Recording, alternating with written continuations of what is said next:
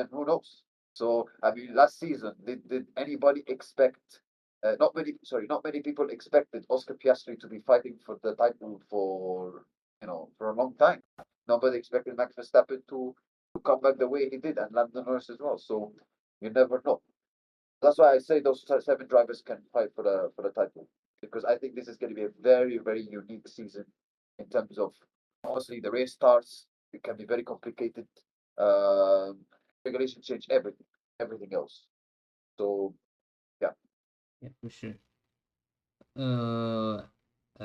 Uh, let's talk a little bit about the news, if, or let's specifically talk about Aston Martin quickly before we finish talk. oh yeah, Uh, it's ridiculous. It's ridiculous. Absolutely ridiculous from Andrew Newey. I knew it. I swear I knew it. I told you, didn't I tell you last season it was a bad decision? How can yeah, how can the car vibrate to the point where it causes nerve damage? That's crazy. yeah. I completely agree. I mean, I saw rumors that they will even do the formation lap in Australia, and then they're not going to even participate in the race. I mean, A it's couple races absolutely, actually. Couple races. yeah, couple of races. Yeah, that's another factor as well. I mean, it's absolutely ridiculous for a team like Aston Martin, for the brand they are, for the quality of the drivers they have, except Lance Stroll, sorry, um, the quality of the designers they have, for the quality of the facilities they have, and all of that, and for the amount of preparation that they say, oh, we prepared a lot for 2026. This is going to be a huge one that's going to help us a lot.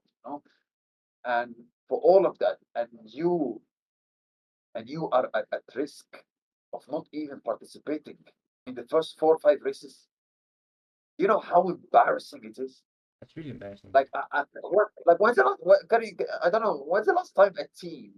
I think maybe except Hispania Racing in 2011 Australia, where I don't remember the last team that didn't participate in a race. When's the last time that ever happened? I think the last time I can think of was Hispania in 2011. Yeah. Like when's the last time? It's very unusual. And for you to, and yes, listen, testing is part of the mistakes, is part of everything, and you can make mistakes, etc., etc., etc. But for you to be so far away, to be making so many mistakes, so many engine failures, so many reliability problems. And listen, I know we all know Nui is a fantastic quality designer as he is, but as we said before, he has a habit of also creating fragile cars. There's a reason why Red Bull from 2014, 2020, they didn't win a trophy or didn't even come close to winning a championship Yeah. because things like this. But I don't think even Nui created a situation like this where a car can't even participate in the first 4 or 5 races. Like, do you know how embarrassing it is? Mm. Like, listen, if it was a team, let's say, if it was Cadillac, for example, and they can't participate in the first 4 races, if it was like a small team with a low budget, then it's fine. But Yeah. for a team that's like Aston Martin, that was a couple of years ago competing for podiums every single week, and the facilities they have, the budget they have, and the quality of the designers they have, and a quality driver like Alonso they have, but for them to not even participate in the first 4 races, absolute shambolic, an absolute embarrassment. Yeah. For sure. And I think there could even, because this can't go on like this, can't go on like this, because I wouldn't be surprised if they don't improve from the situation. I wouldn't be even surprised if they finish bottom of the constructors. I'm deadly Oh yeah, serious yeah. in what I'm They're saying. gonna finish bottom of the constructors. There's no way they recover it. Like I don't think they're gonna cover it. Like the only team that I can physically remember having this ridiculous bad of a start to a new revelation was McLaren in 2022 when they had problems with their car and they retired out of the first two races. Um, and That was also 23. that's 23. That was Okay. 23. Yeah. Um, Yeah. um, I don't think they can make a McLaren comeback like they did in in that same season with or the season where they got an upgrade and they went from being P6 or P7 or P8 to being like a top four. I don't think that's gonna happen. Uh, I don't trust Nui. Yeah, I've lost everything. I've lost all trust in Nui. Like, how can the car be this shit? That's ridiculous. That's something ridiculous, man. Yeah, it is absolutely ridiculous. Um, so let's move on to the preview for the Australian Grand Prix. I know to some extent, we talked about it towards the end in the last episode. Obviously, we're going to break it down more. Obviously, it's the first race of the season. There's a funny stat that I saw yesterday that no Australian driver has ever finished in the podium in the Australian Grand Prix.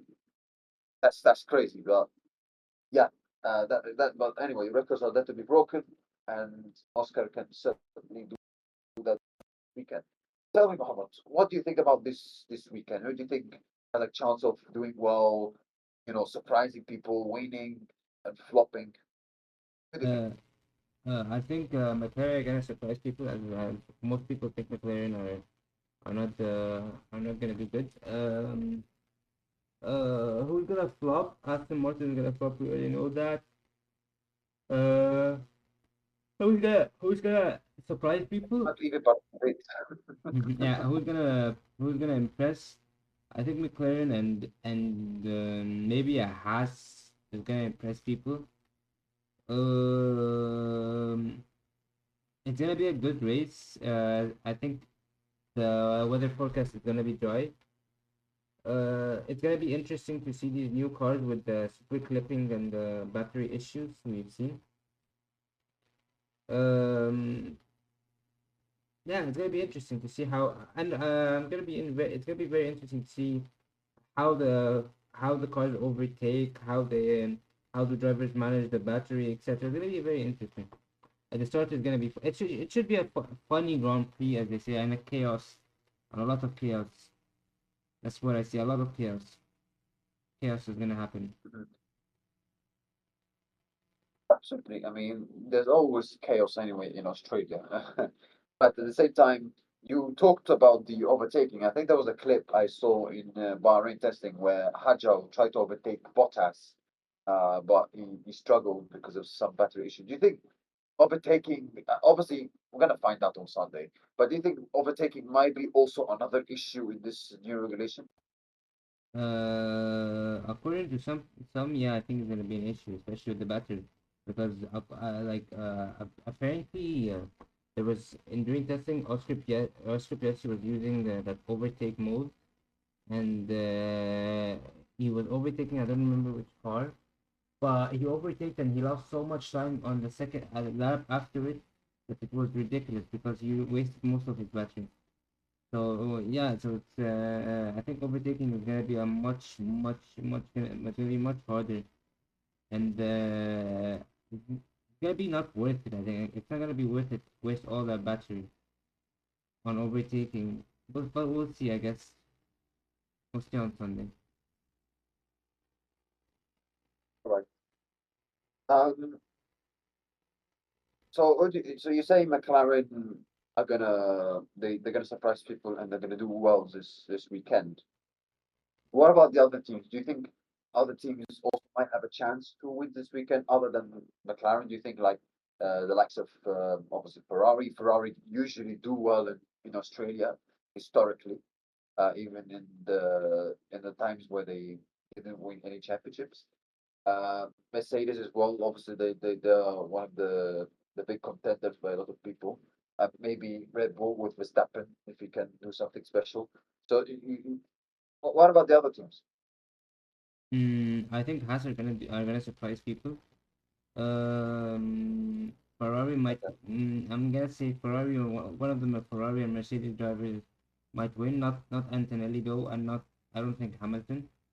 Other than that, that's it. That's about it. There's nothing else I can say. You think Haas is going to be the best of the rest? Yeah, I think Haas is gonna be better than the rest. Okay. And who do you think is going to flop? out of the more likely, sorry, more likely to flop out of the four big teams? Ooh, Ferrari. Okay. The All right. Ferrari are not to be flopped. Like they've been known to be shit, to flop a lot. So you think Red Bull are going to do better than Ferrari then? Yes, maybe with Uh, Verstappen, but I don't know with Hadjar. But yeah, Hadjar, I mean Hadjar is good. Yeah, I think Red Bull is gonna do better than Ferrari. okay. Very, very interesting. Um, so you think you said that Haas is going to be the best of the rest. Do you think after Haas is going to be the best of the rest? Alpine, Vita. Mm, I think it's gonna be. That's actually kind of a hard question. I think it's gonna be VCAP. Okay. All right. So finally, before to conclude this podcast today, who do you think is gonna get pole position and is gonna finish in the top three in the podium or something? Okay. Pole position. It's kind of actually this good question. Pole position. I'm gonna put it down to uh.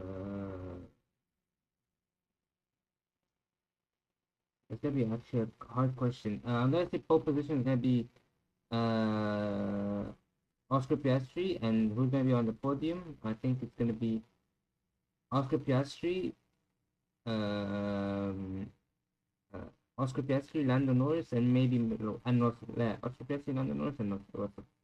That's my opinion. Okay, so McLaren 1, 2, and Russell P3, just like last season at the start of the in the first half. Yeah, it was actually Okay, red. so Yeah, yeah, it was actually Verstappen that season, but okay.